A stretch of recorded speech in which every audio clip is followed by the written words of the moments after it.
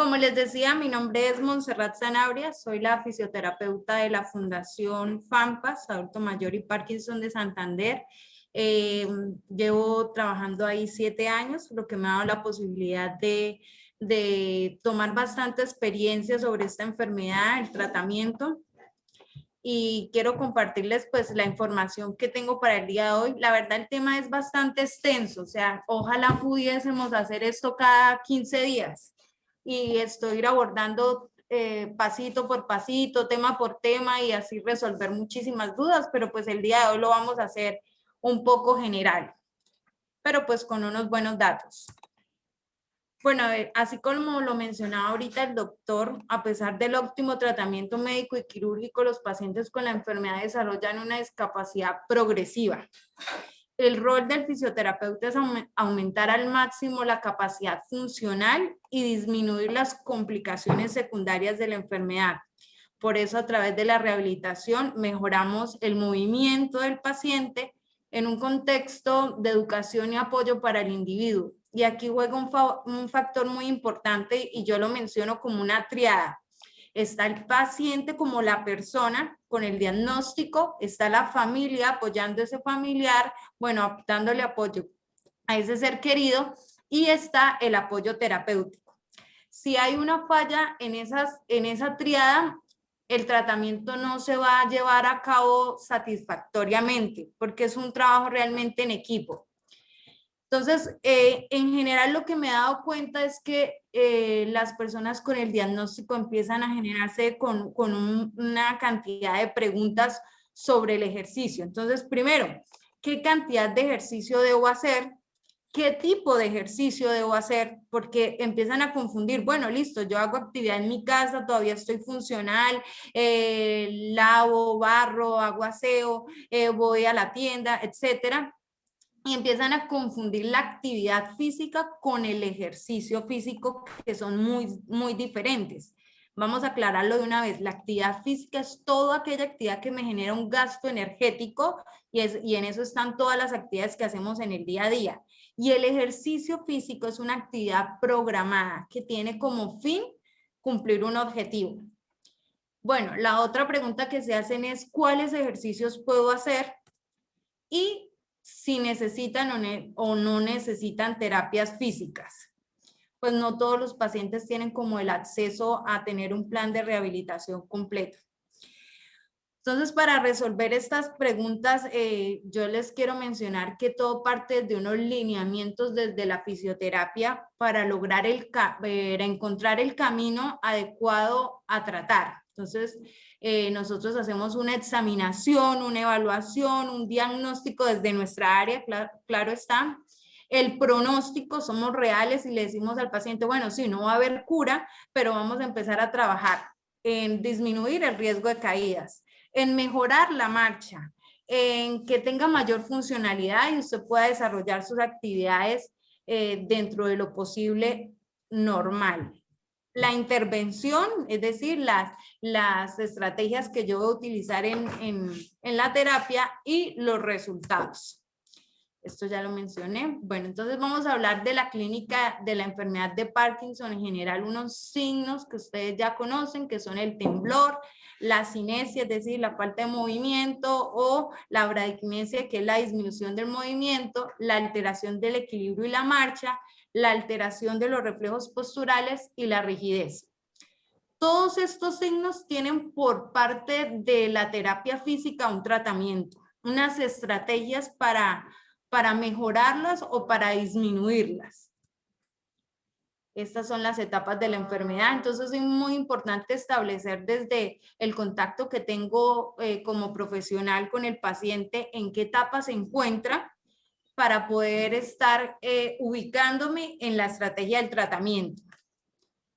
Entonces, ¿qué nos dice la evidencia científica? Nos habla, hay varios estudios que se han realizado muy interesantes donde nos concluyen que la frecuencia para realizar el ejercicio físico, es decir, lo que les decía, programado, es 3 veces por semana con una duración de 90 minutos. Con eso estamos hablando de sesiones diarias de 30 minutos, que es un espacio realmente pequeño que yo puedo dedicar a mi cuerpo para mejorar las condiciones y realizar el movimiento.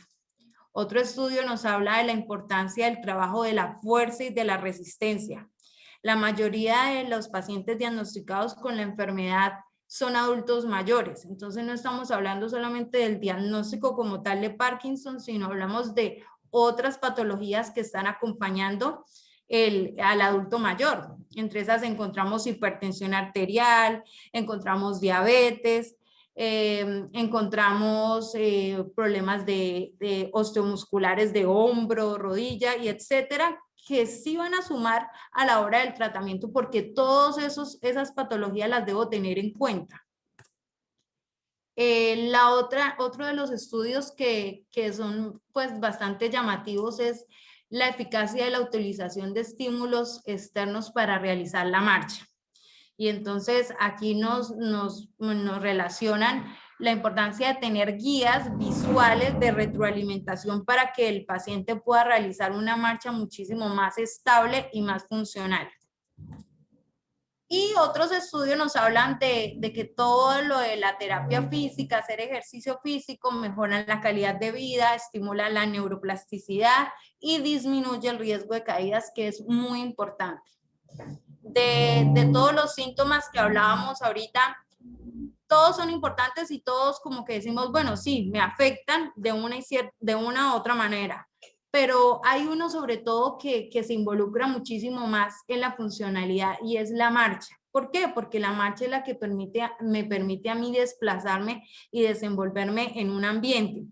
Entonces, es como la prioridad. Bueno, listo, está el temblor. Y el temblor, digamos, de 1 a 10 lo podemos clasificar con una intensidad de 3, suponiendo. Entonces, yo puedo vivir con el temblor. Es más, me tiembla un miembro, una mano, una pierna, pero mis actividades en el día a día las puedo realizar controlando o soportando ese temblor. Lo que sí es muy difícil de manejar es el trastorno exagerado, complicado de la marcha. Cuando no puedo pasar de la posición de sedente en una cama a desplazarme para ir al baño, para ir a la cocina, para ir al comedor. Entonces, por eso yo siento que una de las prioridades debe estar siempre en conservar el desplazamiento y la habilidad de realizar la marcha. Entonces, bueno, yo tengo por acá unos videos donde comparto desde mi experiencia el tratamiento que hago con ellos. Hay muchas teorías que sustentan el proceso de neurorehabilitación. Entonces, pues de las teorías así a modo grueso, hablan de que el movimiento se produce de manera refleja si ya fue aprendido, es decir, que si lo perdí y el cerebro guarda de memoria y empiezo a realizar la marcha automáticamente. Otras teorías se soportan más, es que es necesario el refuerzo del aprendizaje de otra manera y así sucesivamente hay muchísimas teorías. No, yo personalmente desde mi área nunca me he casado con esta es la mejor o esta no es. Yo he empezado a evaluar correctamente a mis pacientes y empiezo a buscar el camino más adecuado para cada caso, porque cada caso es muy diferente. Todos los pacientes tienen signos y síntomas diferentes y yo lo debo tener en cuenta para llegar a un buen resultado. Entonces, bueno, aquí les comparto uno de los pacientes que se le dificulta realizar la marcha en espacios reducidos y realizar la alternancia de los pies. Entonces, pues esta ayuda visual le permite a él tener la posibilidad de eso, de dar el paso, ir avanzando, teniendo en cuenta las fases de la marcha, con un movimiento muchísimo más natural de los miembros superiores, el balanceo. Noten que cuando él ya termina de salir de los aritos, empieza a verse de nuevo la dificultad para dar el paso. Voy a detenerlo ahí un momentico. Ahí.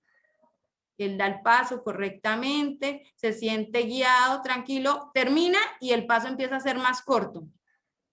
Más corto. Entonces, en el tratamiento de la terapia física yo empiezo a generar espacios de repetición. ¿Para qué? Para que el cuerpo reaprenda esa habilidad, para que en el estado off el paciente sea más consciente y diga, bueno, listo, debo levantar el pie derecho, el izquierdo, para tener mejor equilibrio debo balancear los brazos y etcétera. Es una tarea constante, constante de realizar la marcha todos los días, de entrenarla correctamente guiada por un profesional. Ya de los pacientes que tengo o bueno, de los que los puedo aconsejar, les digo, listo, yo tengo un tratamiento y me enseñaron y las fases y me explican técnicamente y correctamente cómo la debo realizar, pero bueno, estoy solo en mi casa y yo qué puedo hacer. Entonces yo les doy estrategias y les digo, bueno, si usted tiene dificultad para realizar el traslado, por ejemplo, de su habitación a la sala comedor, va a utilizar unas guías en el piso para los momentos en el que no se sienta capaz de dar el paso, porque estas guías sí le van a prestar bastante ayuda.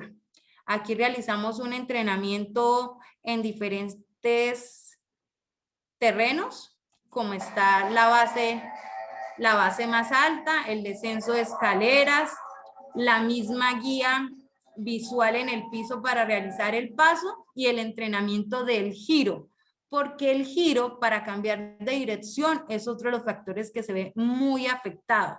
El paso no es alto, entonces el paciente empieza a pegar todo el tiempo el pie al piso de manera que cuando va a girar no responde, se enreda y se cae. Ese es un entrenamiento que también hay que realizar constantemente, reeducar cómo hacer el cambio de dirección. Aquí está un poquitico más funcional entre el entrenamiento de la marcha. Establezco un circuito con diferentes direcciones donde ellos deben cumplir una tarea. Recuerde que cuando hablamos de funcionalidad, debo estar relacionando este término a cumplir una tarea. Entonces, le establezco la función de ellos, que es llevar un objeto de un extremo al otro y siendo guiados en el piso por diferentes caminos, y respetando que va un compañero al lado. Y esas ayudas visuales y esa forma de hacer las tareas a ellos les sirve muchísimo. Bueno, esto es parte de la bibliografía que tengo. Si quieren tomar una fotico, un screenshot, esto para que la puedan consultar. Yo soy partícipe de que el paciente se vuelva un experto en la enfermedad, que sepa muchísimo más de la información que hay en internet o que se estén instruyendo constantemente. ¿Por qué? Porque es bueno que ellos puedan reclamar un buen tratamiento, que puedan refutar o estar cuestionando cosas de las que ellos estén haciendo. De los pacientes que yo tengo es muy importante que yo siempre les doy una notica terminando una evolución o terminando una sesión de terapia para que le lleven al neurólogo y le compartan. A veces al neurólogo le queda muy complicado una evaluación tan exhaustiva que es mirar la fase de la marcha, la fuerza, la motricidad, la coordinación, entonces no hay tiempo para tanto y si yo le colaboro al neurólogo y le envío esa nota para él va a ser como un referente y dice, bueno, listo, si va evolucionando, no va evolucionando, esto se puede, esto no, y así sucesivamente. Ya dejo el espacio para las preguntas. Lo que les decía, el tema es muy extenso y sí sería muy bueno que se generara muchísimo más espacio para hablar de cada uno de los temas. También quería decirles que hay una limitación bastante importante en el tema de la neurorehabilitación desde la parte física, y es que los protocolos no están establecidos tan específicos. O sea, encuentro en internet y en estudios y me dicen, bueno, sí, como les decía ahorita, el ejercicio es bueno, entrenen fuerza, pero no tienen en cuenta tantas variables que les mencionaba, como es, bueno, pues es que mi paciente, por ejemplo, pierde fuerza en los brazos y no puede sostener un bastón porque tiene un problema en el manguito rotador. Entonces yo digo, o sea que eso no lo puedo hacer. Entonces, por eso les decía, es muy importante partir de una buena evaluación, de una buena examinación para que esos protocolos se puedan dar. Desde mi experiencia personal, como les decía, igual que las teorías, no me he casado con ninguno, con ninguno de los protocolos, sino estar trabajando con tantos pacientes me han dado la oportunidad de generar un protocolo para mí que he venido desarrollando, que lo ideal, como me decían en una conferencia anterior, bueno, pero ¿dónde está? Súbala a YouTube. Se les decía, no, el camino correcto es realmente entregar una investigación, un estudio que tenga pues todos los pasos como debe ser para ser publicado y ahí sí hacerlo expuesto. Pero sin embargo, estoy abierta siempre a estar actualizándome en todo lo que pueda con respecto a la neurorehabilitación y al paciente con Parkinson.